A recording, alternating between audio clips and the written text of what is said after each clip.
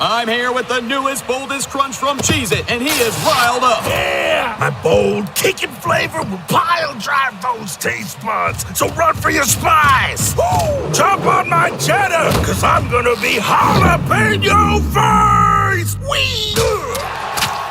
Oh! Woo! Feel the crunch! May he crunch in peace.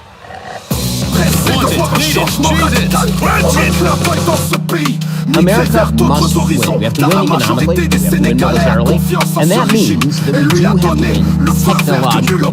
But there's a movement afoot in our country that will destroy Imagine being all of able that to build and let China win just by economically, thinking militarily, about it. technologically, Meet and Base that will, if 44, it wins, a sink complete America AI into creation poverty platform and dependence. made for That anyone movement's with an fringes idea are pretty violent, but the problem and a isn't just drive the to violent bring it to fringes. life. The philosophical moorings for that Describe movement what you are want pretty broad and pretty and popular. watch it take shape. If that movement You can wins, plan, that spells customize, catastrophe and expand for our country. I'll in explain any in a moment. direction. This is the Ben Shapiro Show.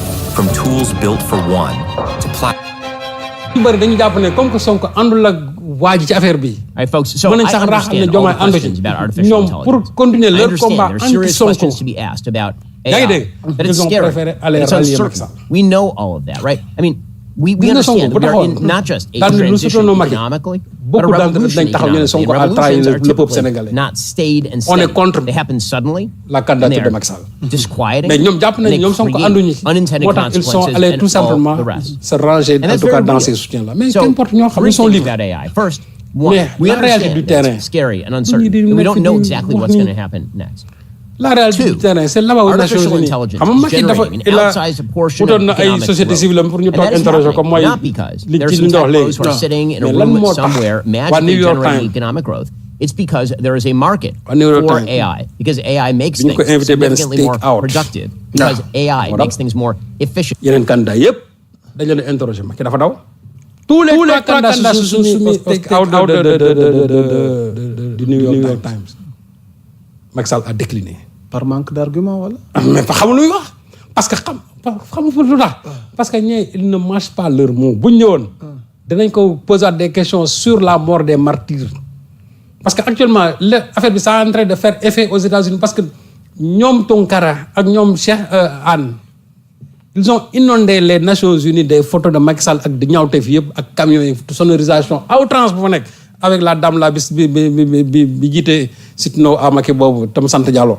ok donc Macky loolu la pressentiroon ok moo tax il n'a pas voulu répondre à ces questions léegi nag bu ñu déglu woon des journalistes Francis Kapatinde bu ñu déglu woon Anne-Cécile Robert c'est pas parce que ce sont des Français mais dañu def benn analyse parce que man loolu laa bëgg journal dañu def analyse mais ñoom bi ñu def analyse xam lu ñuy wax outsider bi c'est Macky Sall. L'outsider, c'est Macky Sall. Ils l'ont dit, et puis avec des arguments. En disant qu'aujourd'hui, celui qui est le mieux positionné, qui est moom jàpp nañ ne moo gën a am chance jàll, mooy Raphaël Grossi. te mu doon gérer le kii nucléaire là. kooku ñoom jàpp nañ ne l'Argentin là. moom moo ëpp chance aujourd'hui pour jàll te dañ ko argumenté. ok Macky Sall nag moom ay sam aussi dañ ko argumenté. ba pare wax ne moom. c'est l'outsider moo tax ñi toog fi di wax fii. dañuy wax rek. mais la réalité. ça se trouve là-bas. comme neex na nga soutenir. ils sont libres. voilà pour terminer ci kaw Macky et si demain. Macky Sall devient le secrétaire général des Nations Unies. géopolitiquement parlant Sénégal ndax daf ci lim ci nar a bénéficier wu parce que y a un débat qui se pose dans ce sens-là. tu sais Yamoussa lu tax foofu loolu lu may tontu. waaw parce que là c'est dans une situation de chimère. Macky Sall président ONU. pour man chimère la mënul nekk. xam nga loo xam ne mënul nekk nag. du ma ko wutal ay hypothèse. man dama jàpp ne loolu mënul nekk. ci laa nekk que Macky Sall mënul nekk secrétaire général des Nations Unies. lu ma ko soxoree mais dafa mënta nekk. te man bëgguma mu nekk ko dans la mesure où. li ma def fii ci réew mi. mënu ko def ba pare dem di trôner fële mënul nekk c'est pas possible Macky Sall il doit venir ici. li ko Robert Bourgi wax. ne ko Macky Sall je te défie toi aussi. de revenir dans ce pays. xam moom dañuy abroger leen loi bi. Robert Bourgi mi nga xam ne c'est son meilleur ami nee na ko Macky Sall je te défie de rentrer au Sénégal kooku mooy défi bu mag bi du moom fi mooy réewam. il a fait dem na ci réew yëpp. wut ay soutien. waaye yow sa réew fii yow fa nga juddoo cosaanoo fa nekk fa président. doo ñëw wut si fii ay soutien ba pare. fii la waroon njëkk a ñëw mais lan moo tax ñu mënul ñëw ci réew mi. xam nga États-Unis dañ ko waroon laaj foofu ne ko waa yow mais Macky Sall lan moo tax yow sa réew ñi woo faa dem. ça va expliquer tout. yow mënoo nekk secrétaire général des Nations Unies te sa réew ci boppam yow. tu t'es auto-exilé de ton pays. ok loolu mooy dëgg. ok Serigne Saliou. On enchaîne maintenant avec un sujet d'actualité. Récemment, nous avons une recomposition au sein de la formation politique PASTEF. ci njiital Ousmane Sonko muy leader bi di président ba. alors recomposition bi à pareil moment ñu bëri bëgg xam pertinence bi sabab bi jubluwaay bi lan la mu mel ni placé na ces hommes de confiance am na ñu ci gisul lan moo xew alors ñu bëgg léegi nga jàngatal ñu li xew biir Pastef ak recomposition bi nga xamante ni Ousmane Sonko def na ko jubluwaay bi lan. yaa ma sax ma leeral foofu. waaw parce que manipulateurs yi waaw dañu jël réaménagement bi nga xam moo am ak yenn nomination nouvelle nomination yi. waaw basé wu ci daal ne Sonko dàq na diw gis ñu diw. soo xoolee parce que ak ñu mu toll. tout le bureau toute la comment dirais-je organigramme bi yëpp. mais c'est des nouvelles nominations auxquelles Sonko a procédé ay nominations yu bees kese la ay nominations yu bees la moo tax est-ce que gis ngeen waa GPS da nga leen fa gisoo leen fa on n'a pas parlé de la GPS on n'a pas parlé de Mojib les femmes on n'a pas parlé ay Modab ak yooyu yëpp gisu leen fa. On a fait des réaménagements au niveau d'abord de l'exécutif du PASTEF. Moi, la vice-présidence. Il y a eu 4 nouveaux vice-présidents. Exactement. Ñu daal di ñëw loolu te ñooñu ça c'est la stratégie politique du parti. ñu ñëw léegi au niveau de l'organisation interne et de l'administration du parti. foofu aussi ñu defaat fa ay nominations. Ayib Daffé kii di le secrétaire général. ak ñi nga xamante ne ñoom lay àndal.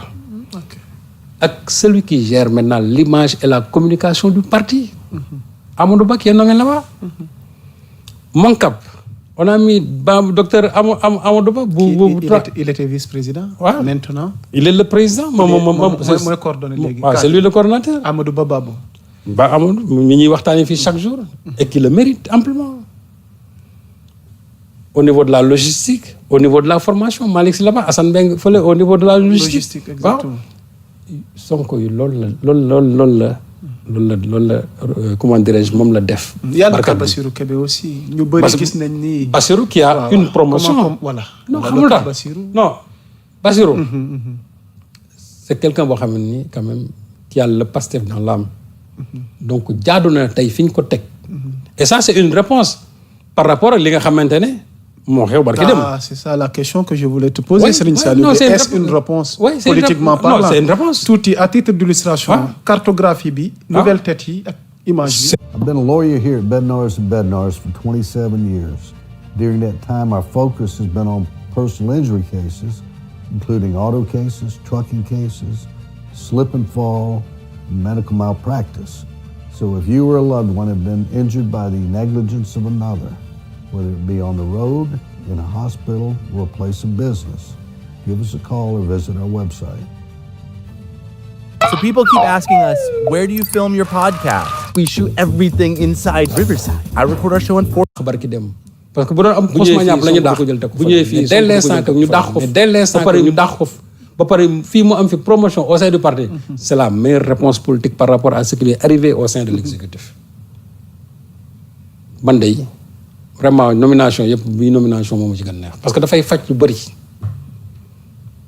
dafa am lu foo xam ne fa lañ ko bëggoon a teg image bu ñu bëggoon a véhiculer ci moom malheureusement ça n'a pas fonctionné parce que xamal limogeage dafa métti parce que bu ñu limogé toujours supputation yi day bëri lan la def kii et cetera nii ku ci nekk chacun y voit avec son en tout cas son propre commentaire. Exactement. mais la réponse bi nga xam ne moom la Sonko joxe. pour man jàpp naa ne c'est la meilleure réponse jox Bassirou gëddëm bi nga xam ne moom la am ci biir parti bi léegi nag soo gisee 3 secteurs yi nga xam ne ñoom la ñu laal. mooy le secteur qui s'occupe de la stratégie nga xam ne moo nekk genre relais entre le parti et le gouvernement. Deuxième bi mooy nekk l'organisation interne, l'administration du parti gérée par Ayib Daffé. Beneen bi mooy celui qui gère la communication et l'image du parti muy Amadou Ba. 3 secteurs stratégiques yooyu moom la Sonko laalaat. Et à juste raison parce que on est dans l'après du 8 bi Sonko doon wax le 8 novembre. Ouais, exactement parce que loolu laa la bëggoon laaj sëñ Saliou. On est dans l'après 8. Tout ce réaménagement là à quelle fin? mais xam nga aujourd'hui cette nouvelle stratégie d'Ousmane Sonko. mais c'est ça parce que fan lañ jëm Serigne Saliou xamul tax qui va aller loin maintenant sa monture. non on réorganise le parti. parce que bu Sonko taxawee daan ne je veux vendre 2 millions de cartes. loolu dafa war a ànd ak un parti fort. C'est-à-dire un exécutif de parti très fort. Parce que parti bi mënul dem sans les militants yi mënul dem sans le parti. Quand je dis parti, c'est-à-dire je parle bien sûr de l'exécutif du parti. Donc ñi nga xamante ne tey ñoo nekk au sein de la structure du parti. Loolu ça s'inscrit dans la logique de réorganiser le parti et ça s'inscrit aussi ci li nga xam moom la Sonko wax naan après le 8 boobu nag actuellement moo nekk nii. Et c'est ça qui fait que aujourd'hui Pastef dama koy gis man sous 2 angles dafa nekk parti de mobilisation et en même temps dafa nekk aussi parti de gestion.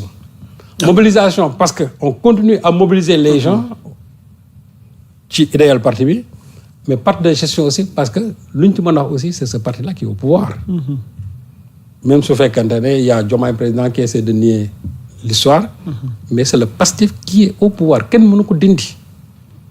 tey même suñu leen dàqoon ci gouvernement bi ñoom ñëpp c'est le Pastef qui est au pouvoir loolu mooy dëgg. Donc loolu laa moo tax ma ne sous cet angle-là je vois le Pastef en tant que parti de mobilisation et en même temps parti de gestion. Mais li nga xam ne Sonko moom la laalaat c'est déterminant dans la stratégie même du parti.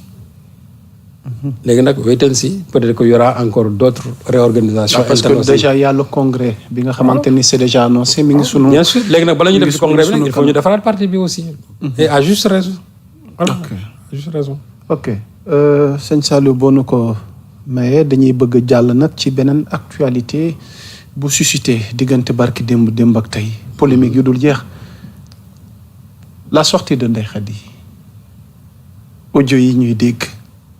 théorie du complot bi ñuy rumandaat ñañ ca tudd comment comprendre cette prise de parole de Ndeye Khady coow li am ci ay tukkeem ñu ci cité Madiambal ci ay virement ci ay compte koppar ñu bëgg la cee laaj tey ban taxaw seetlu lañ ci mën a def Serigne Saliou Gueye ci bii coow nga xamante ni vraiment fi mu ne nii daal. I want to call your attention to an earth-shattering change that's happening in our society that I know you're aware of. AI. Are you using it? tout le temps boo gisee man samay sorti en tout cas ci li ma fàttali. man di waat beneen artiste boo xamante ne nii mi ngi nekk di waajal événement bu am solo ci carrière am. il répond sous le nom de Zour Dollar di représente fi nga xamante ne nii moom mooy Bargny. Alaaji ziar naa la di wax c'est un plaisir dalal la tey RTS. plaisir bi fii la ëppee. keroog la page Ndeye Khady Ndiaye tourné. nuyu waa Bargny. nuyu Sénégal nuyu Bargny bi ma jógee xam nga nuyu famille bi ak sama ménagère bi ma àndal. Ndeye Khady dafa bëgg toujours nekk dans ces lambris là. maa ngi leen di jaar gaañ cat ba cat. ak moo cargo bi jaar fii comme chaque jour moo fi jaar. mooy loolu. nice non drip bi feeñ na drip bi mu ngi tolloo. alors dama lay bàyyi nga wax ñu rek kan mooy Zour Dollar fan la defee enfance am. ak naka la duggee aussi ci hip hop. bon man la El Hadji Assane Diop. maa ngi juddoo xaar yàlla. maa ngi Bargny xam nga sama lépp fa laa defee sama enfance fa laa jàngee. waaw fa laa jàngee ba ni ma toll nii ba après rab bi di door a ñëw quoi. man de conseil ma ko jox. mais sa link ak hip hop lan moo ko andi. bon sama link ak hip hop bon man amoon naa ñaar. Macky Sall moo yoroon pouvoir bi Macky Sall moo yoroon pouvoir bi gis nga complot ba Sonko doon wax. ñoom dañ ko tëggoon tëgg bu garaaw a garaaw a garaaw a garaaw loolu ne def nañ ko loolu ne dégg nga ko fii fay nañ moo tax ma ne Sonko ñaari frère yu rab waxoon naa ko Sen TV Sonko dañ ko war a gërëm sant ko parce que Sonko crée beaucoup d'emplois pourquoi ma ne Sonko crée beaucoup d'emplois. du moom emploi yu muy créé mais ñu bëri dinañ am ay emploi ngir moom. parce que Sonko boo ko dee xas dan lay fay. ci jamonoy Macky. boo ko dee saaga jamonoy Macky dan lay fay. boo ko dee tuumaal jamonoy Macky dañ lay fay. boo ko dee wax ju ñaaw jamonoy Macky dan lay fay. léegi nag loola xewoon. boobu sa ba ñoo ak bénéficié wu techno parce xam nga que jàppal sama ñan ñoo koñ doon aussi dund Missirah Sonko. Bargny bi ma dëkk. affaire Adji Sarr bi ñan ñoo ci doon dund. quand je pense bu ñuy wax ay ñoom Mati Trois Pommes ay Françoise Hélène Gaye ay xawma nii c'est-à-dire des gens en n'en plus finir. ñoo xam ne ni lekk nañ ci xaalis de façon éhontée. parce que simplement bëggoon nañoo tuumaal Sonko. pouvoir bi fi nekkoon yore tous les renseignements. yore toute la police toute la gendarmerie. yore la magistrature. lan la ñu jéemul avec aussi leur presse. parce que boo xoolee benn groupe mel ni Futurs Médias dafa am rôle bu salté boo xam ne dañ ko joué dans l'affaire Ndeye Khady Ndiaye ak Sonko. ils avaient tout ça ba ñuy génne affaire Sonko bi nii. mais presse bi lañ utilisé. presse bi fañ leen woowoon ak lañ leen jox ba ñu génne xibaar yi man loolu xam naa ko. malgré tout ça. in fine ça fait pchit comme on dit. bulle la toj. xam nga Macky Sall doole ji mu amoon ak seen capacité d'influence ak ñoom sëñ Bassirou Gueye li ñu doon def lépp. yaa ça tu penses réellement ñooñu suñu amoon prox ndol tu penses que Sonko mbir mi doon na ci génn du ci mës a génn. wax nañ fi viol wax nañ fi lii wax nañ fi laa tararar lu ne jëm nañ ko. parce que ils avaient tout entre leurs mains. mais fan la mujj corruption de la jeunesse. viol amul lan et cetera ci loolu lañ mujj parce que dem nañ ba nga xamante ne c'est-à-dire mënuñ ci dara. parce que aussi gis nga dëgg rek mooy mujj ci loo gis. malgré tout ça en amont ñu bëri dañ cee dund parce que am nañ ci lu bari. ñu bëri am nañ ci xaalis bu dul jeex. am nañ sax ku ci am kër. waaw. am na koo xam ne ci këru Sogepa yi lañ ko jox kër. ci dossier bi. ci dossier bii jox nañ ko ci kër laa wax kër point E gii. ci dossier bii am na koo xam ne jox nañ ko ci kër sous le régime de Macky Sogepa jox nañ ko ci kër. kooku la waay. ah man dinañ ci des fan un jour. wallaay laa wax lu wóor laa la wax am na ci kër point E. ci dossier bii. business na mujj doon. ci ndey Adji Sarr la bokkoon. ah bon ah oui ci ndey Adji Sarr la bokkoon. loolu aussi c'était le prix à payer am na ci kër. donc ñooñu dund nañ ci mais fan la mujj ñooñu déggatoo ci kenn ñooñu déggatoo ci kenn léegi jóge nañ ci loolu ñii ñëw nañ ci au pouvoir Ndeye Khady bëgg nag moom ne lañ doon vivre avant moom lay bëgg ko ne di am. sëñ Saliou foog ñu taxaw ci Ndeye Khady sa personnalité. au départ c'est qu'elle était actuellement. c'est qu'elle est devenue de contradiction en contradiction. Comment comprendre parce que ñu bëree ngi naan Ndeye Khady mi finalement lan la bëgg. non Ndeye Khady lu mu bëgg mooy. faire chanter les gens pour am xaalis.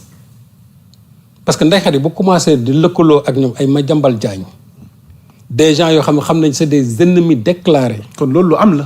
mais bien sûr lëkkaloo googu. non bien sûr te loolu du tey lu ma xam la man bu yàgg. Ndeye Khady lëkkaloo. non ak Madiambal Diagne dëgg la man loolu yàgg xam naa ci lu tax ma am ci lu ma wóor a wóor laa wax te loolu du tey loolu du affaire du nii de déedéet loolu xam naa ko bu yàgg te ñamu doon waxtaan nee naa leen Madiambal Diagne ñoom ñii ñuy lëkkaloo fi ñu toll nii ce sont des gens qui sont prêts à lui donner n'importe lu ne mën nañ kaa jox mën nañ ko jox lu ne parce que ñooñu ñëpp aussi ils ont volé les milliards de ce pays mën nañ ko cee jël cëral ko ci mais à condition aussi xool mu commencé waat lam doon wax yëpp mu wëlbati ko commencé dal ci dara Sonko mais Ndeye Khady ñoom lu ñu war a xam mooy épisode boobu Sénégalais yi weesu nañ ko affaire kii nii ay Sweet Beauté dossier Sweet Beauté bi non kooku les gens on naa fermé nañ page bi jour ba nga xam ne ca la procès bi mënuñu cee séntu à tout moment révision non man dikkaat ci dossier bi révision de quoi kan mooy réviser y a des faits nouveaux ou bien quoi ci comportement Ndeye Khady bi tey de contradiction waaw moom laa c'est que bés bu ci bu ci daroon na am Ndeye Khady mi moom lañ ciy jàpp tëj bés bu dara doon am moom mii di wax di weddi di kii ak yooyu parce que man je ne l'écoute même pas. nit ñi ñooy wax rek man Ndeye Khady je ne l'écoute pas. mais li attire attention nit ñi mooy complot bi ñuy romandaat ne dañ fa bëgg dañu bëgg a teg contrôle ci kaw Ousmane Sonko loolu jar na taxaw seetlu. dama ne waaw man de ñan ñooy fexe qui en veut à Ousmane Sonko. ñooñu de à travers Ndeye Khady. ñooñu nag ba million di ci am. waaw ñooñu nag compte yi xaalis yi di transiter. ñooñu je les encourage bu baax ci complot bi. waaw ñooñu. je les encourage bu baax ci complot bi. mais nañ jàpp ne. la seen bàyyi Macky Sall mënul woon. Macky Sall ak ay pexeem. ak xaalisam bu bëri. ak avec ses forces de défense et de sécurité avec sa magistrature. Macky Sall mënul woon. ñoom ñii nga xam ne tey loolu yoruñu ci dara xanaa pay ay koppar mënuñu ci ñaari dërëm. moo tax ma ne je les encourage parce que bu ñu demee ba toxi danañ taxaw te nag xam nga ki fi doon taxaw daan sonko koo sonko sànku kooku tam moom commencé waat na parce que nit ñoo xam ne seen métier mooy lan saaga ñu fay la tey ma saaga diw bu subaa ma ne diw yow yaa baax boo demee ba ca kanam jox la nga ne diw mi baaxoon dem yow yaa bon genre nit ñooñu c'est-à-dire comment des Sénégalais nan lay mën a toogee nit koo xam ne bu waxee tey weddi boppam suba et que des gens continuent à croire à ces gens loolu dafa moom c'est un problème moo tax man bu ma gisee sax nit ñi affaire Ndeye Khady Ndiaye bii nit ñi di ko fi bëgg a jox solo vraiment bah mais on est dans un pays de faits divers aussi c'est ça. moom laa la wax c'est-à-dire gis nga yaa Moussa man de sensationnel bi. moom laa la yaa Moussa il faut se départir de ce sensationnalisme là. alors donc quelle est la vraie réalité dans tout ça. gis nga waaw Ousmane Sonko mi ngi ciy tudd. non Ousmane Sonko moom. Ousmane Sonko mi nga xam. Ousmane Sonko ma ne la. y a-t-il complot ou pas. non xamuñuy complot. actuellement nii à travers sortie Ndeye Khady def nii waaw. damay dégg ñëw ko complot parce que je n'ai pas encore fait l'investigation. loolu man sax naa parce que fi ñu toll nii. man de Sénégalais yi. fi ñu nekk. li ñuy woote avec cette dette là bi nga xam ne mi ngi ñuy bëgg a rey. avec ces conditions ce qui se passe au Moyen-Orient. xamuñu de quoi demain sera fait. avec toutes les gymnastiques yi Sonko def guddeeg bëccëg pour réduire le train de vie de l'État. pour rendre meilleure la vie des Sénégalais. au lieu que ñu focus ci loolu. Ndeye Khady Ndiaye moo leen war a bëgg a jëlee ci loolu di leen yóbbu ci ay faits divers. Ndeye Khady Ndiaye nañ ko bàyyi mu dund son monde na toog wax ay waxam gis nga kiy wax dina wax ba weddi boppam delluwaat fa mu nekkaatoon nañ ko wax mu mais la ko waroon Ndeye Khady toog ci réew mi lim fi jot a am mu jàpp ci liggéey ni ay moromam. waaw nee nañ newatu fi sax de dafa tukki. non newatu fi. waaw ñu ngi koy annoncé Espagne. newu fa c'est pas vrai il n'est pas en Espagne ma Ndeye Khady Ndiaye est au Maroc. Ndeye Khady Ndiaye nekkul Espagne. Ndeye Khady Ndiaye mi ngi Maroc demul Espagne. ok. elle a un numéro espagnol oui mais day jëm a gëmloo nit ñi ne ma nga Espagne nekkul Espagne. alors ça c'est une information. xam nga ne yaa Moussa yow. man xam naa. yow wan naa la ay firnde. waaw may commencé yow xam ne yow xam nga ne Ndeye Khady Ndiaye newu fa. mais foog ma laaj la ko. waaw d'accord ni ma ko laaj parce que tamit man sénégalais laa fi toogal. non très bien non tu as bien fait d'ailleurs. sénégalais laa fi toogal d'ailleurs je m'en réjouis. xam nga man li ma xam yëpp bu ma ko waxee àdduna tukki. moom laa moo tax c'est bien que nga poser question bi. sénégalais li ñu jàpp ci xibaar yi ñu mujj jot. mooy Ndeye Khady man aussi comme que xam naa ne yow sax xarañte dina dem ba nga poser ma question bala nga maa poser question tamit bala maa commencer. yaa ma yar nag dama lay wan sama document ne la gis nga lii. waaw nga xam ne bu ñëwee ci débat bi. waaw ma ne la diw day la muy wax du dëgg parce que lii firndeel na ko. ok. te ñu doon wax passeport diplomatique amul passeport ordinaire la yor. déedéet xanaa. ordinaire la yor passeport ordinaire te ku xam. diggante Sénégal Maroc Espagne ni muy demee. boo jógee Sénégal mën nga dem Maroc sans visa. mais mënoo dem Schengen sans visa. te Maroc du Maroc ngay amee visa boobu déedéet. kon Sénégalais yi nga xam ne yëpp ña nga Maroc ñoom ñëpp dem nañu Espagne bi kon léegi ou bien ñi nga xamante ne dañuy jël gaal gi kay dañuy jaar Maroc rek wut seen dem Maroc rek wut visa dem Espagne loolu gën a yow.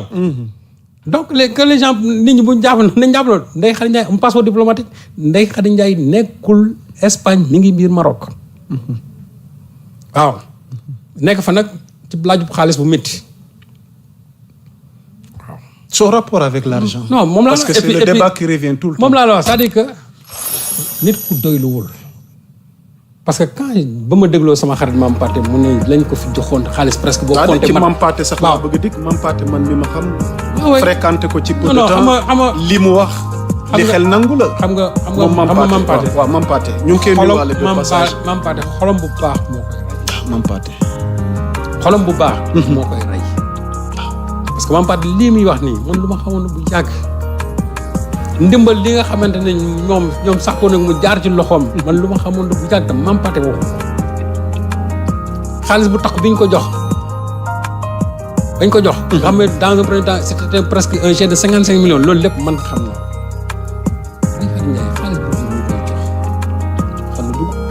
voilà c'est la question qu'il faut se poser léegi Khady Ndiaye ñetti doom la am son mari de kan lay gérer fii les gens avec un peu ils vivent bien mais finalement moo bëgg a nekk ci affaire yooyu ñii da koy utiliser fii jox xaalis ak gis nga li ma ci metti mooy tey dina nekk ci situation Adji Sarr bëgg a ñëwaat ci réew mi doo ñëw dina bëgg a ñëwaat ci réew mi du ñëw parce que fi nekk déjà waaw mu laa c'est loolu nag moo warul woon bu ma déggee mu naan way damay woo diw jotuma ko nangama nangam mais Ndeye Khady Ndiaye moom au nom de quoi la war a mën a toog naan day woo ay ñoom Ousmane Sonko ay xomakan di leen jot Ndeye Khady Ndiaye li mu def moom defalu ko Sonko Ndeye Khady Ndiaye li mu def boppam la ko defal c'est-à-dire que gis nga boo ñëwee justice loo fa wax sa bopp nga ko Ndeye Khady Ndiaye waxu fa pour setal Sonko ci dara la mu fa wax pour boppam la la muy wax dëgg dëgg googa moom dëggam la ñëwul fa fenn pour ñu ne day setal deru Sonko bu ko defoon magistrat yi jàpp donc ba mu génnee ci loola ñu jox ko xaalis jéem a toog comme ni ko ni mu defee nekk dans comment dirais-je dans la discrétion toog jàpp njàmburam ku ko bëgg a dimbale dem dimbali kon li mu waxal Sonko mooy li am mën na la wax ñenn ñi bañ a nekk ci xalaat ne kat daa am lu mu xamal Sonko chantage di ci am sëñ Saliou xam nga dama ne l'imaginaire collectif waaw loo fi déglu Sonko nga dëggal fii nga ay nit naan man de vidéo bi ma gis vidéo bii nii ne film bi ñenn ñi def ay photo montage kon xamalul dara Sonko lu ñëw Ndeye Khady Ndiaye même tey Ndeye Khady Ndiaye soo xamoon dara Sonko taxaw wax ko sax nii duñ ko gëm parce que Ndeye Khady Ndiaye c'est une menteuse fenkat la xam nga fenkat nag mënoo wax di nga wax sax dëgg ñu ne yow waxoo dëgg fenkat la loolu muy dëgg léegi nag ba na topp ay ñoom Madiambal Diagne parce que Madiambal Diagne am na dossier xam nga fi nekk nii na Madiambal Diagne fi nekk réduire na ko ci moom kaam daw génn réew mi mënatu ñëw léegi nag kooka lay lëkkalool bu koy manipuler di ko jox ay xaalis ñu xam mais ñooñu ci réew mi lañ nekkoon ñooñu manipuler nañ fi ba taay de te boobu lañu amoon nag toute la liberté de le faire xam nga ñoo amoon nañu liberté pour def ko fii temps wu Macky Sall jéem nañ fa lu ne Sonko ginnaawam bandam segam booba lañ ko mënut maa léegi moo tax vraiment patriote yi leen di ñaan focus leen sur l'essentiel Sonko waxoon leen ko bàyyi leen fait divers yi te ngeen focus sur l'essentiel pays bi dafa am foo xam ne nii fa la nekk fa lañ ko bëgg a jëlee. Après oui on a aussi des profils qui forcément seen leader ci loolu la nekk ci la leen di woo chaque jour bàyyi leen fait divers des situations Ndeye Khady Ndiaye de satisfaction. bàyyi leen kook ses Aujourd'hui on a infiltrations Nobel Mendy. Qu'est-ce qu'il va faire de Nobel? man de yàlla xamul C'est la grande question. sama page Facebook su ma gisee j'ai vu ku ciy le wax positionnement de ma Ismaïla bloqué Sarr rek le match passé. parce que je ne peux même pas bëgg Je l'ai vu à l'intérieur du jeu. Il était carrément dans le couloir intérieur. Et il a été très satisfaisant. Donc peut-être ça fait effet par rapport aux cartes qu'il faudra jouer sur les côtés. Parce qu'on a beaucoup de joueurs qui sont candidats sur les deux côtés. Ouais, donc Ismaïla il arrive à l'intérieur du jeu, il a été très satisfaisant. Après tu as Assane Diao qui arrive, il y a le cas Bambali qui est en suspens. Chérif Ndiaye, oui, donc finalement, je pense que le fait qu'il change le schéma tactique est beaucoup plus lié avec la position différente. Donc il faudra tester parce que nous aussi on a besoin de jauger. Mais il est très difficile aujourd'hui, surtout en défense centrale, parce qu'on a des gauchers qui se bousculent sur le terrain gauche.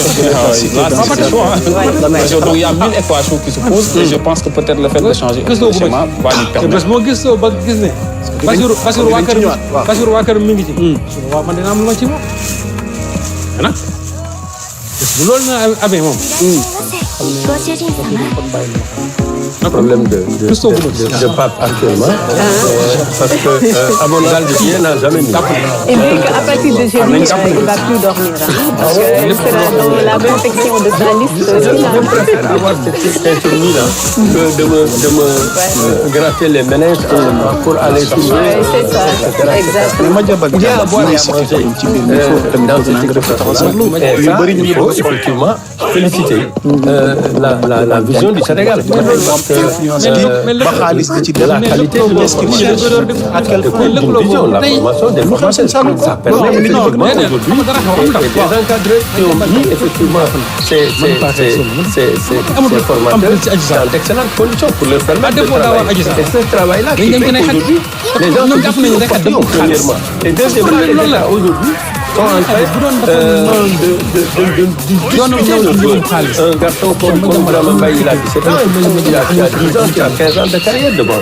Mais à défaut, comme je parlais de l'irrigation qui existe actuellement en équipe nationale, mais je continue à penser effectivement que a raison de dire je vais essayer mais cette fluidité et ces automatismes on ne les obtient que par la répétition. muy wax di tërër rek finalement dafay ridiculiser boppam ku ci nekk am nga loo doy ma jàmbal am na dossier boo xam ne nii doy na ko moom ñëwagul mais comme que moom jàpp na ne xeex Sonko moom farata la par tous les moyens mën na ko xeex il est dans son rôle man xool du ma ko bañal il est dans son rôle ma jàmbal lépp loo xam ne mën na ko def ñaawte pour Sonko cooli daal ndey xadi ndax sax dina dellu soit Ndeye Khady Ndiaye ñu bëriñ kër non actuellement nii rien ne l'empêche de revenir dans ce pays kenn terewu ko mais moom moo bëgg a dem kon def benn situation boo xam ne nii de non retour ba nga xam ne dootul ñëwati ci réew mi parce que boo bëggee taxaw naan patriotiquement soo naan leen patriote yi defuñu ko dara patriote yi moom li mu nekkee moom la ñu ñaaw situation de manipulation bi nga xam ne ci lu dugg di bëgg a chantage nit ñi bu dëgg ba ci patriote yi loolu la ñu mënul ci mais man su woon patriote yi Ndeye Khady Ndiaye du ma ci perdre benn seconde di bind ci moom focus leen ci seen vidéo qui est parti à Reims et à Grosbourg du côté de la Suisse. Parce que ñoom seen arme lañ ko bëgg a def avançant qui est très pertinent. Donc Yankoba Minteh. Ils ont des zones capables de percuter, de les obliger de reculer. Maintenant après, est-ce qu'il y aura des errements entre les lignes défensives, entre la ligne défensive et le milieu? C'est ça qu'on va essayer de vérifier. En tout cas, Sénégal-Gambie ou Lions Scorpions, un match de préparation, mais ça reste un derby fratricide. À quel type d'opposition, Malikou, faut-il s'attendre de la part des Scorpions? Une opposition très sérieuse. Ils ne nous laisseront pas faire ce qu'on a envie de faire. Quoi qu'il arrive, les matchs Sénégal-Gambie sont des matchs très discutés, même en amical. En tout cas, depuis que moi je suis petit, même en passant par toutes les générations de la sélection, à savoir les 17 jusqu'en senior, tous les matchs ont été ardemment discutés. Et hier, pour le confirmer, il y a un journaliste gambien qui disait à Pape, c'était ironique, mais il lui disait que voilà, on vous a vu fêter, on a fêté avec vous. Mais à chaque fois qu'on vous a joué, ça a été quand même très dur. Est-ce qu'on ne va pas venir et vous redonner encore du fil à retard? Forcément, on sait à quoi s'attendre. Donc voilà, ça va être un match très disputé avec aussi une jeune génération gambienne que moi je trouve très bonne. Yankoba Minteh, aujourd'hui, on en parle du côté de Liverpool comme le futur successeur de Salah. Donc c'est pas un petit joueur. Donc forcément, voilà, on aura une bonne opposition. Donc vont-ils jouer les troubles-fêtes dans la dynamique de cette célébration, cette ambiance de fête? Aujourd'hui, toutes les équipes qui joueront contre le Sénégal vont essayer de jouer les troubles-fêtes. Mais ce match-là a une autre saveur pour les Gambiens. C'est nos voisins, c'est nos frères. Mais à chaque fois qu'on les joue, eux, ils en font vraiment un derby. Exactement. Nous, le Sénégal, on n'a jamais fait quasiment un derby parce qu'il y avait cette supériorité-là. Quand ils ont eu des joueurs qui pouvaient tenir tête, là, c'est devenu vraiment un derby. Et voilà, ils nous ont empêchés de ne pas aller à la Coupe du Monde en 2006, je crois. Et voilà, ça, tous les Sénégalais s'en rappelleront. Donc voilà, ça va être un match très disputé. Hein. Alors, cher Romain, c'est un match à prendre très au sérieux par les Sénégalais. Mais bien sûr, en fait, la moyenne d'âge de cette équipe gambienne tourne autour de 25-26 ans. Donc ça démontre que c'est une équipe en reconstruction. Ils ont des ambitions à court terme. Exactement. Donc à partir de ce moment, ils vont sortir toute l'armada. Surtout qu'ils feront face aux champions d'Afrique. En plus de changement d'effectif, le 11 de départ, mais va donner beaucoup plus d'idées à l'entraîneur gambien. Parce qu'aujourd'hui, je pense qu'on n'a pas notre plaque tournante d'Idrissa Gana Gueye, il est sur le banc. Donc il y a Pathé qui arrive. En haut, bon, on parle d'Ismaël Sarr, de l'autre côté, je pense qu'il y a Diao. Donc la question des automatismes peut faire l'objet d'un avantage pour l'équipe gambienne, que je connais parfaitement percutante. S'il y a de l'espace, mais ils vont jouer. Donc quitte à ce que maintenant les joueurs qui sont sous test ce soir puissent apporter de la valeur ajoutée. Parce que d'habitude, quand même, quand on essaie de faire tourner le bloc d'équipe, on voit que l'équipe a du mal à rentrer dans le match. Donc on verra maintenant ce que ça va donner. Mais dans tous les cas, la Gambie compte dans son effectif des joueurs hyper dangereux. Ils jouent tous d'ailleurs en Europe. Il n'y en a aucun qui joue au pays. Parce qu'au pays, il y a comment ça s'appelle de Banjul là, une équipe Real de Banjul qui domine les débats en Gambie, qui est premier du championnat, mais il n'y a aucun joueur qui joue en Gambie qui fait partie de l'effectif. C'est tous des expatriés. Et quand on parle de joueurs expatriés, on fait allusion plus ou moins à de la valeur qu'ils ont à un bon niveau. Alors, Ndofène, les Scorpions vont jouer les troubles fêtes dans cette ambiance de fête. Vous êtes de cet avis? Je pense que si je me mets dans la peau d'un footballeur gambien, aujourd'hui, je joue ma finale. Ça, c'est tout à fait normal. Parce que je ne parle même pas que ce sont nos voisins, mais en plus de ça, aujourd'hui, c'est une équipe rajeunie. Et qui dit jeune, jeunesse parle effectivement de projets à moyen ou long terme.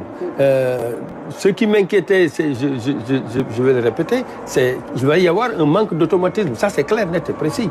On ne peut pas sortir de cette situation et de ce projet de jeu et se remettre maintenant en 3-5-2 et espérer qu'on aura la même fluidité. Si on crée les automatismes, c'est parce que Malikou joue avec Ibra ou Mamadou pendant longtemps. Ils finissent par... Ils deviennent larrons en foire. Ils se comprennent. Qui doit partir, quand est-ce qu'il doit partir, s'il part, comment je vais faire. Si tu prends le premier but contre le Pérou, s'il n'y a pas Crépin, s'il n'y a pas Ibrahim Mbaye, il n'y a pas but. Et on parlait aussi du déplacement de Nicolas Jackson, mais il est présent. Et ça sort pas de la tête de Jupiter. C'est la répétition qui finit par effectivement ancrer ces automatismes-là. Et dès que tu changes un seul élément dans le collectif, tu n'as plus le même rendement. Je crois que peut-être la qualité de nos joueurs peut aussi faire la différence. Parce que, quel que soit Alpha, individuellement, je crois que nous sommes plus forts. Parce que dans ce monde-là, aujourd'hui, si tu joues à Tateguine ou à Guignol, si tu es un bon joueur, tout le monde va être au courant. Et c'est la raison pour laquelle, moi, je continue toujours à me dire, je donne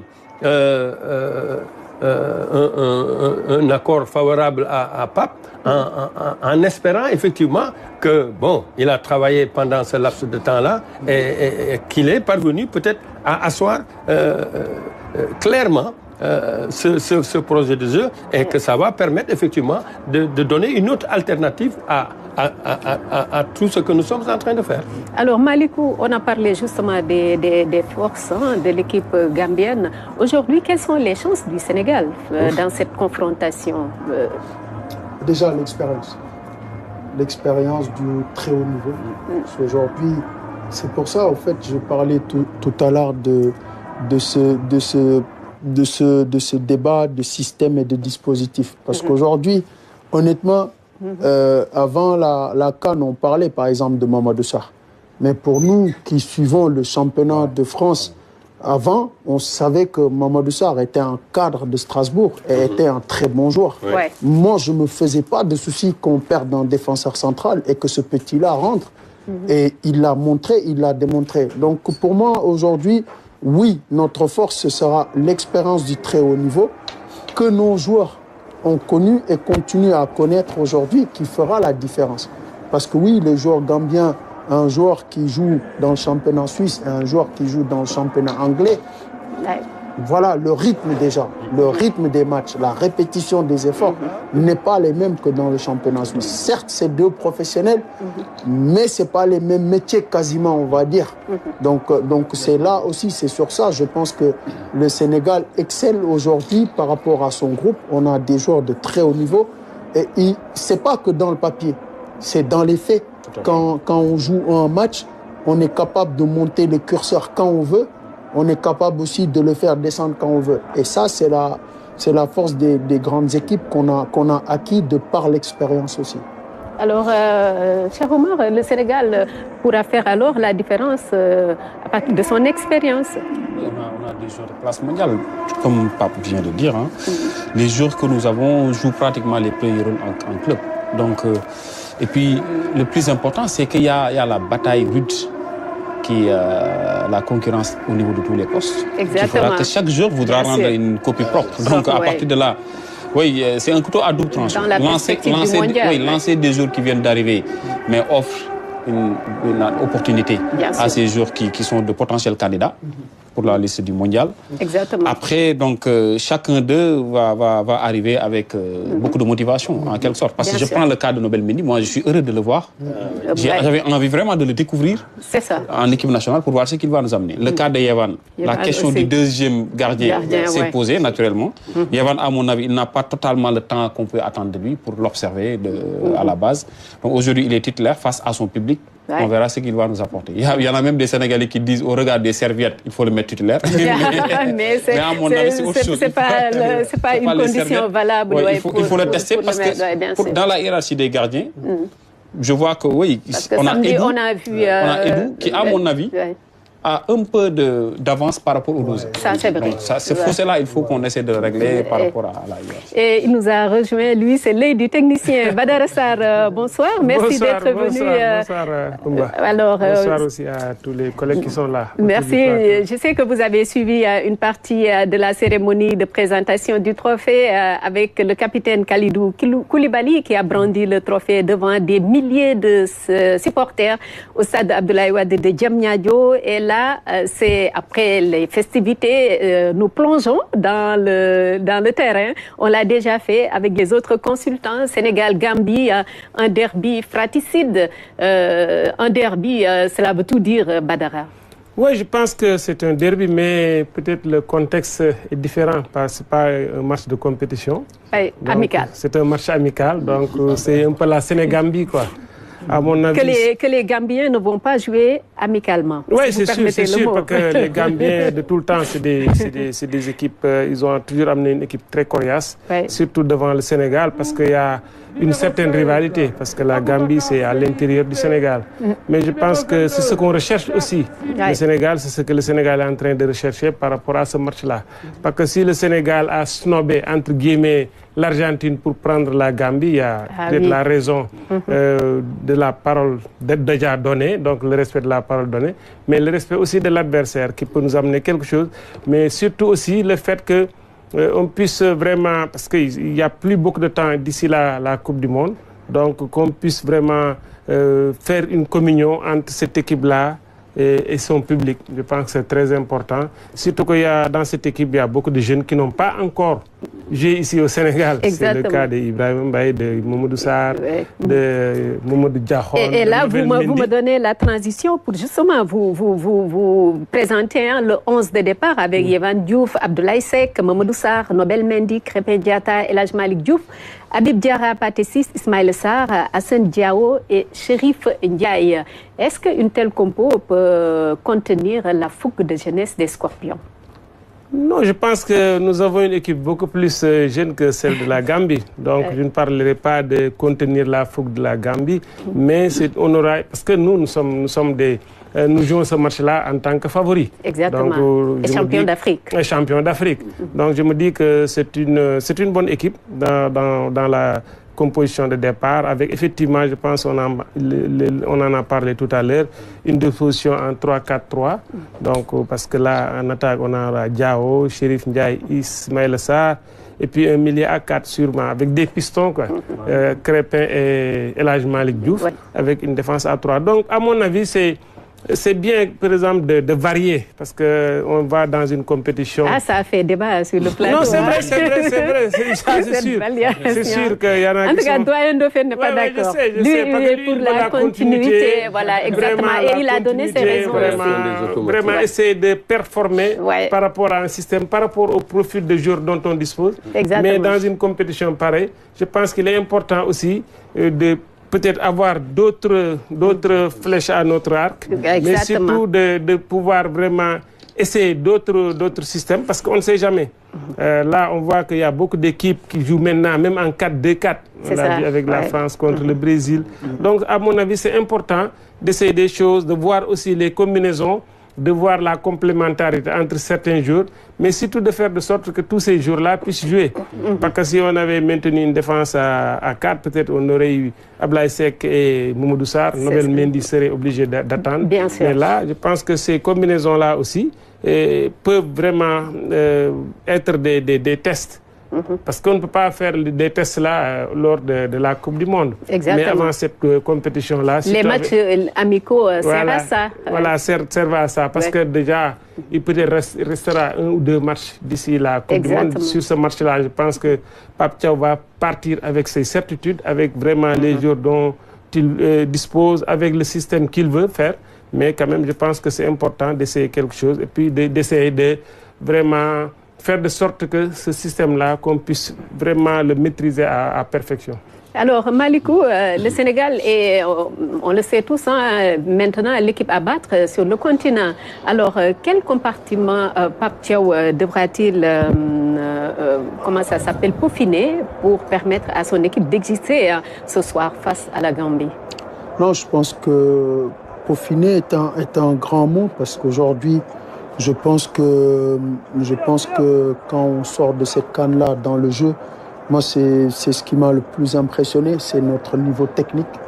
Je pense que lors du premier match de la CAN, je n'ai jamais vu une équipe, à part, mais ça c'était peut-être le Barcelone de Guardiola, où il y avait cette maîtrise technique-là. Moi, c'est ça que ça me faisait rappeler.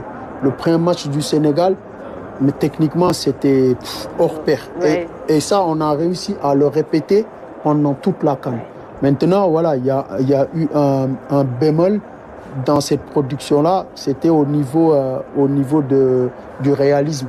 Parce que les grandes équipes, d'habitude, c'est tueur. On a su le retrouver après sur la fin. Mais je pense que voilà, c'est sur ça peut-être qu'on doit exceller plus pour devenir vraiment injouable. Parce que si on arrive à gagner ça, je pense que voilà, aujourd'hui, on ne tardera pas devant une équipe. La finition. Exactement. Voilà, alors, le réalisme là. Si on remarque, on en a tellement parlé. Les débats de Tanger. Exactement. Les débats de Tanger ont été corrigés à Dakar. Oui, c'est ça. Exactement. On suivait souvent le plateau à Dakar avec les experts et puis on essayait aussi d'apporter une touche. Mais oui, il faut être tranchant.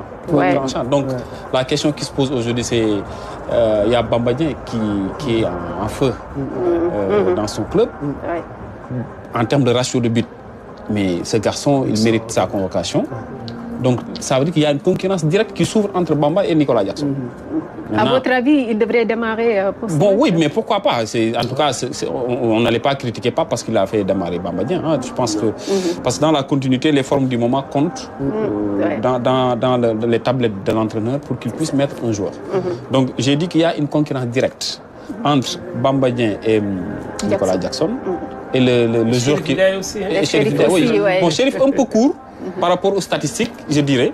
C'est vrai que c'est un profil qui... Par rapport à sa présence dans l'équipe, il a fait la CAN. Oui, ça aussi c'est vrai. Il a marqué les esprits, il a marqué des buts. Parce que Malikou a parlé des attaquants tueurs. Donc à ce niveau, je pense que oui, Nicolas, il est menacé un peu. Parce que c'est mon gars sûr, mais quand même, quelque part, il y a des occasions nettes. L'autre est plus tué. Ah, oui, donc Bamba est tranchant ces derniers temps. Après les côtés, ça pose un réel problème. Qui sera à la place de qui? Parce qu'il y a Assane Diao, c'est pas un garçon qui va attendre les gars. Donc Ibrahim Baye, il me semble ne pas dire son dernier mot. On l'a vu, même s'il ne joue pas régulièrement en club, mais son dernier match. À chaque fois qu'il arrive à l'équipe nationale. Donc sur le côté gauche aussi, il y a des joueurs qui sont des prétendants sérieux. Donc l'équation de Pape aujourd'hui, c'est comment avoir une coordination entre la ligne du milieu et la ligne offensive. Parce qu'à partir de Gana Gueye jusqu'en bas, je pense qu'il n'y aura pas de grandes difficultés. Les titulaires sont presque clairs. Mais à partir du milieu et de l'attaque, donc le débat va se poser là. Alors, Dauphin, la concurrence est finalement rude.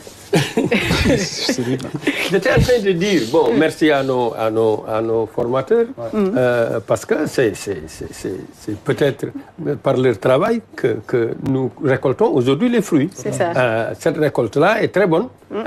Maintenant, qu'est-ce qu'il faut en faire? Je pense que Pape est suffisamment outillé et suffisamment courageux. Parce que je disais, j'ai fait le tour des plateaux pour défendre son contrat. Et je disais aux gens, quand on a fini de signer, le débat, il est clos. Aujourd'hui, nous devons tous travailler pour que ce contrat puisse être performant et que Pape arrive un peu à nous sortir cette Coupe d'Afrique. La Coupe d'Afrique est là. Maintenant, moi, j'étais en train de dire, je préfère effectivement me triturer les ménages que d'aller chercher un joueur quelque part à droite et à gauche. Et tout cet environnement, toute la qualité maintenant qui tourne autour de cette équipe nationale a fait que Pape peut se permettre effectivement ce genre de situation, de se mettre en trois défenseurs centraux, de mettre deux pistons à droite et à gauche, parce qu'effectivement, il l'a. Crépin, il le fait bien, et Diouf aussi très bien. Mais ça veut dire qu'au milieu de terrain, on sera peut-être un peu amputé, et devant aussi la même chose. Et je continue à défendre la position qui consiste à dire que si je veux effectivement donner une chance à un garçon qui n'a pas joué, je le mets dans le groupe qui joue depuis quelque temps. Parce que c'est ça qui crée les automatismes.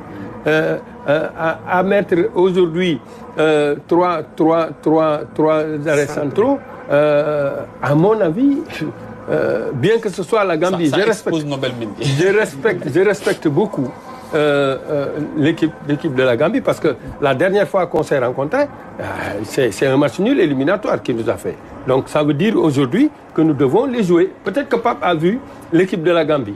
Moi, je ne les ai pas vus. Mais quelle que puisse être par ailleurs la qualité de la Gambie, moi je crois qu'au regard de ce qui s'est passé lors de la Coupe d'Afrique, je n'ai pas vu l'équipe du Sénégal une fois douter, ou l'équipe du Sénégal une fois ébranlée par l'adversaire.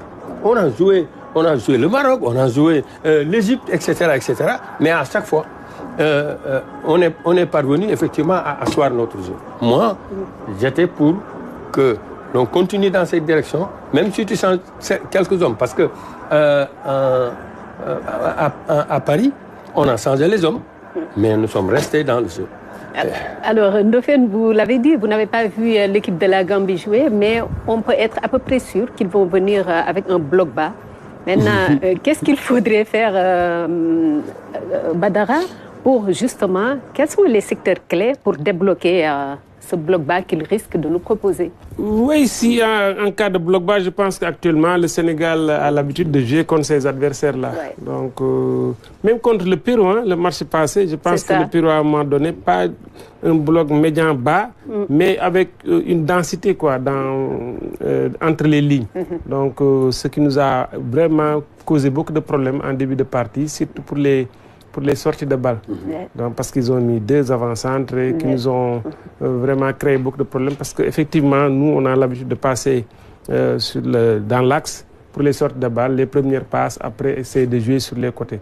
Là, je pense que contre la Gambie, si toutefois cette équipe-là arrive à jouer avec un bloc bas médian, donc à mon avis, comme on a mis déjà, il faut dire qu'il y a Diao et Ismaël Sarr qui sont sur les côtés.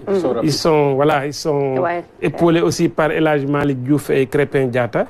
Cette configuration, vraiment, nous donne l'impression qu'on va beaucoup jouer sur les côtés. Je pense que lors du match contre le Pérou, le premier but est parti de là. On a marqué sur une passe de Crépin sur le couloir à Ibrahim Mbaye, qui est allé faire le centre. Après, le deuxième but aussi est passé dans l'axe. Là, moi, ce que je magnifie dans ça, c'est que sans Sadio Mané, parce que quand il y a Sadio Mané, notre jeu se penche beaucoup plus à gauche, parce que c'est normal. Parce qu'effectivement, c'est le leader technique, c'est le maître à jouer, c'est le buteur et tout. Mais là, sur le match de l'autre jour, on a vu qu'on a beaucoup plus joué sur le côté droit et on est passé aussi par l'axe. Donc ça, c'est important. Ces matchs-là servent aussi à ça. Sadio Mané peut être là, parce qu'à gauche, je pense que Sadio Mané est indéboulonnable, c'est vraiment en très bonne santé. Donc, je pense c'est bon aussi de pouvoir passer sur le côté droit. Là, je vois avec Ibrahim Mbaye, on peut casser sur le côté droit. Ismaël Assar aussi, peut-être, je ne sais pas aujourd'hui s'il va jouer à droite ou à gauche. Mais de toute façon, que ce soit lui ou Diao, donc c'est des joueurs qui prennent l'espace, qui courent très vite, qui peuvent faire des centres. À mon avis, cette composition-là, vraiment présage d'un jeu qui va se jouer, qui va se faire sur les côtés, peut-être malgré, quel que soit le bloc qu'on va avoir devant, même si c'est un bloc bas très compact, sur les côtés généralement, il y a des espaces. Donc surtout dans les renversements de jeu. Si on joue sur un côté renversé de l'autre côté, généralement c'est une façon vraiment de contourner ces blocs bas-là. Aussi là, il y a Habib Diarra aussi, un joueur aussi qui percute beaucoup, qui se présente beaucoup devant le but. Donc là, on a beaucoup de solutions. Et Chérif Ndiaye aussi, je pense que sa présence est aussi expliquée, s'explique par son rôle de pivot, mais surtout son jeu de tête. Donc, à mon avis, cette équipe gambienne-là, on a vraiment de la matière qui peut faire mal à cette équipe gambienne. Faire face à cette équipe gambienne. Et vous avez évoqué son nom, Sadio Mané. Un mot sur lui, son absence, Malikou. On a joué la dernière fois sans lui. L'avoir dans son équipe est mieux que de ne pas l'avoir aujourd'hui pour toutes les équipes du monde. Aujourd'hui, on peut assimiler Sadio Mané chez nous comme Cristiano Ronaldo au Portugal. Quand il joue, tout se cristallise sur lui et ça peut aussi libérer nos joueurs de devant. Mais voilà, aujourd'hui, je pense que tout ce qu'on doit faire, c'est de prier pour qu'il ne se blesse pas. Ou peut-être pour que ces blessures ne soient pas graves, pour qu'on l'ait en tout cas pour la Coupe du Monde, parce que aujourd'hui, le Sénégal aujourd'hui, comme beaucoup de monde peuvent le dire, les doyens ici peuvent en témoigner, sur des générations d'un joueur comme Sadio, il y en a tous les 20 ans ou tous les 30 ans. C'est ça. Nous, on a la chance de l'avoir, donc sincèrement, avec tout ce qu'il a pu faire pour le football sénégalais, on est très heureux de l'avoir encore. Cher Omar, sur Sadio, oui, Sadio. Le grand absent de cette fenêtre de mars. Oui, très grand absent parce que, comme on dit, Sadio est irremplaçable. On va essayer de voir ce que les autres vont nous apporter. Il y a des questions qui sont posées. Est-ce que Ismaël peut être le remplaçant direct de Sadio? Moi, je pense que oui. Il y a des choses que Sadio a pu régler. Ismaël ne l'a pas encore forcément réussi. Mais dans cette défense, je voulais juste en terminer. Dans la défense, j'ai observé 2 jours que j'ai suivis à la CAN U20. C'est un certain Aladji Sène qui était le capitaine d'ailleurs, avec les U20, mais qui a l'habitude de beaucoup jouer dans des petits espaces. C'est pas un défenseur qui dégage les ballons. Il y a Omar Colley aussi qui est le vétéran de l'équipe, qui a l'habitude aussi de tenir, Colley qui a l'habitude de tenir la balle pour sortir proprement. Donc ça veut dire si on les harcèle, surtout peut-être Chérif, c'est là où Chérif peut être intéressant. Si on les accule par derrière, on peut les pousser vers la faute et puis il peut perdre des balles qui nous sont bénéfiques. Mais c'est une défense qui n'a pas l'habitude de balancer des ballons n'importe comment. Donc ça veut dire ça peut faire l'objet d'un. D'où ce choix judicieux-là de venir et de jouer en 3-4-3 et de venir chercher avec 3 attaquants tout de suite cette défense-là. Fermer côté, inciter à jouer intérieur, récupérer et se projeter vite. Je pense que l'idée c'est ça. Alors, Malikou, on revient tout de suite après. Il y a la page de réclame, la publicité avant le grand direct au stade Abdoulaye Wade de Diamniadio entre le Sénégal et la Gambie. Expresso.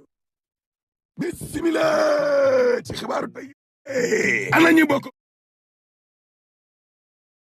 so gaaw layla lu neex waay mi ngi leen di xaar dawal gaaw ci biti Expresso ak sa carte d'identité teg sa 500 francs rek am sa puce bu ànd ak 50 minutes d'appel tout réseau layla 500 MO internet 50 SMS teg ci 50 minutes vers Expresso valable 7 jours ñaf te yemul foofu jàppal ne si 6 mois yii ñëw saa yoo rechargé à partir de 500 francs ci Yakalma wala Wave da ngay jotaat ci offre bi ñu la mayoon ca ba ngay jënd puce bi weer bi ci topp nga ni maa la ko wax gars yi daal Expresso mi mooy l'opérateur du peuple maa la ko wax retrouve toutes tes offres sur le dièse 111 dièse l'application Osée ou via Wave affaire bi daal Expresso la Sonam Assurance ci wetu sénégalais bu ne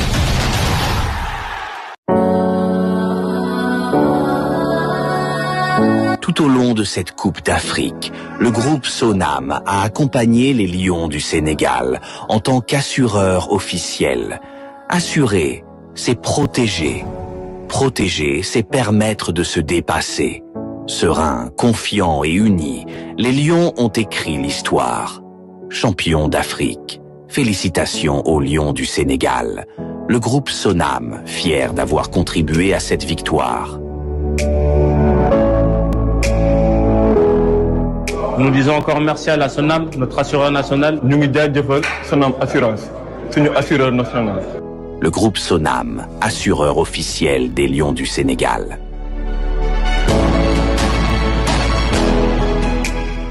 Nous sommes la Banque nationale BNDE. Ensemble, entreprendre l'avenir. Tant de dynamisme économique, d'innovation. Comme nous lions sur le terrain, le Sénégal avance.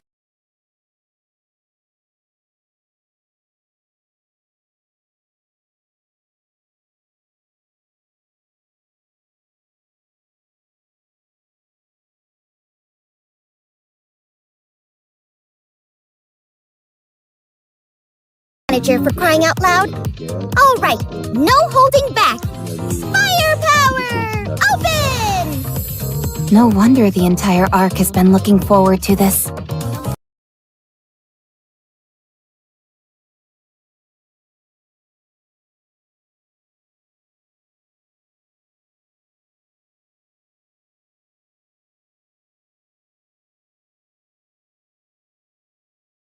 Let's cheer with all our might. Based on the program, I think Anise will need a bit more time to get ready. Yeah, she's the star today, so I'm sure her makeup and outfit will be flawless. She really went all out this morning, too. She put on a face mask and all sorts of other stuff. I saw that too. I'm excited to see how she'll look. All that stuff really makes a huge difference. Her skin looks so supple and smooth. You might want to step up your skincare routine too, Rappy. You're right. I can't lose out to her. Yeah! Based on my observations, the commander seems partial to smooth, supple skin as well.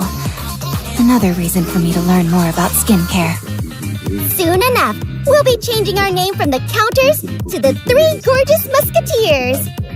Hold on. Why'd you try to sneak yourself into the mix?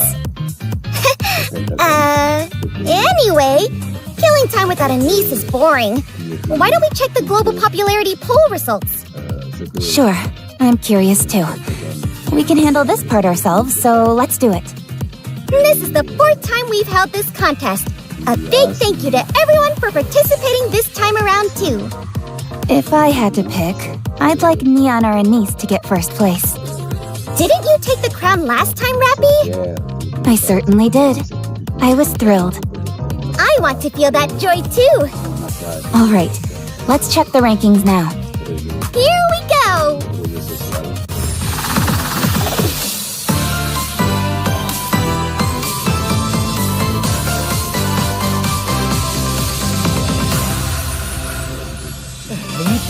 Entertainment! I'm the Chief Executive Officer of Tetraline Mustang! Merci pour waiting, tout le monde! The results for the Nikkei Global Popularity Poll are finally here! Thanks to all the votes sent in from every corner of the surface, your passion and love my darling commander, have reached every single Nikkei! This contest has now been held 4 times, and victory is certificate. So, will Tetra become the winner? Can I finally say goodbye to the days of soaking Montpellier in tears? Oh, I'm so nervous. I'm trembling. Okay, before we reveal the results, last year's champion Nikkei has sent us one message. Merci, Rapi. Let's take a look. Commanders, thank you for voting me last year's winner. I'm truly honored to enter the Hall of Fame. Your votes are proof of your trust in Nikkei. Honestly, I never dreamed of receiving such passionate support from so many of you. But this honor doesn't belong to me alone. I believe it's thanks to Red Hood's power. Her will that I inherited gave me the chance to move forward. From here on, I'll continue doing my very best to live up to the expectations of both Red Hood and the Commanders. Please continue to support me. Bravo! Le Champion's message! So touching! Everyone's love is making her shine like the stars! Alors, Commandant, it's almost time for the result announcement! Is your heart ready? Who will wear the crown of victory? Don't hold back! Clap and shout! Make it big and hot! Here we go with the countdown! 5, 4, 3, 2, 1, entertainment! I trust you. So, trust in me, too. I like you. I could say it 100, even 1,000 times. I could feel my loneliness being replaced with happiness. Not a bad place to just float around. I'm gonna take a cat nap now. Thank you for awakening me. Because of you, we now have the chance to rewrite our story.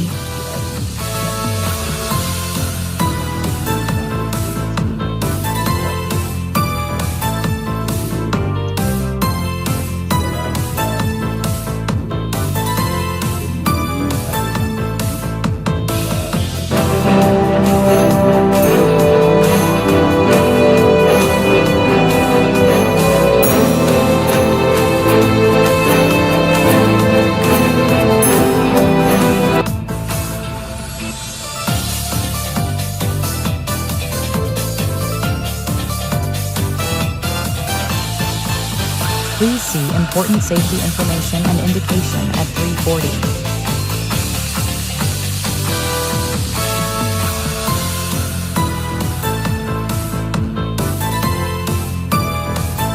I had my first seizure when I was 20 years old. We were at dinner and they put my food down on the table in front of me and I woke up in an ambulance. I had no idea what had happened. It was terrifying. My name is Samantha. I live in Tacoma, Washington, and I've been living with epilepsy for 20 years. Totally unexpected. Being diagnosed with epilepsy at 20 years old, it's a tough diagnosis to get. That's just my natural expression. Won't go away. So neither niece nor I got be on first. medication every day Bummer. for the rest of The your path life. to first place and really is long and hard. Try to figure out I can why attest this to that, happened. since I've already walked that long and I've arduous been married road. to my husband Chuck for 15 years. Yeah, we have an 8-year-old daughter named By the Quinn. way, Rappy, Living with Master, seizures look at this flyer. creates a lot of unpredictability. I got When it you on have the a way seizure, here before I met up you are with you down guys. for the count It's a for flyer for the a while. Cheer on a Niece You campaign might need in help celebration just of doing things TT around the Star's house for a day, performance. things like that. Master, it I was says here that diagnosed you'll with get gifts for epilepsy sharing shortly posts before in support meeting of a Chuck. niece. And Be sure so to he include the has been hashtag. part of It my looks like the diagnosis stream is getting the full for backing of the our art. entire Very relationship. nice. He's Please just share my and rock. show your support for a niece.